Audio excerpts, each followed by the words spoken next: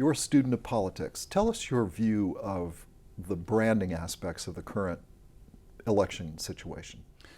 The branding aspects for me are fascinating. First of all, where else do you get a chance to have a master class in branding every 4 years? Where it's a zero-sum game, you either win or you lose, you go home empty. Where consumers have a limited resource, in this case it's not dollars, but it's votes. Donors have a possibly unlimited resource, which is dollars. All the changes, all the things going on. And I could argue, and if you give me the time, I would do it happily. I could argue that ultimately it's not about issues. The proof I use that is when Obama won his first presidency, he got 67% of first-time voters. You cannot convince me that first-time voters are savvy political minds and that are reading and know all about it.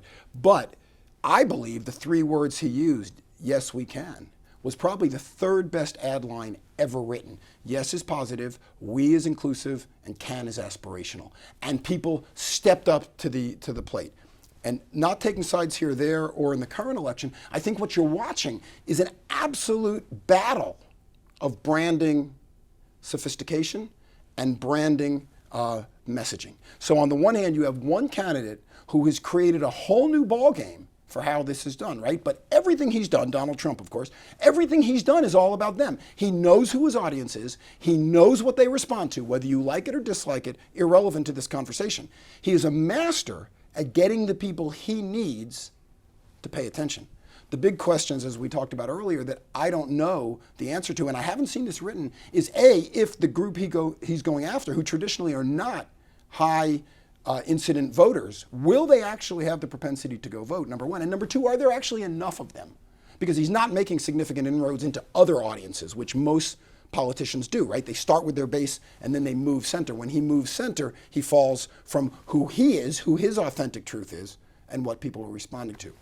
On the other hand, you have someone who has the machine, has, as we've been talking about, all of the function. You can't tell me there's a better political machine than Obama Clinton, right? As far as knowing how to build, using technology, doing all of that.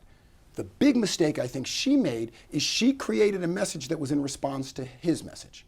His message is build a better America, which speaks to his audience. Again, I'm not picking on it, whether it's truthful, whether it's accurate, any of that. But for his audience, who feels like they've been left out, like something happened when they weren't paying attention, and now, where did it all go? He spoke directly to them.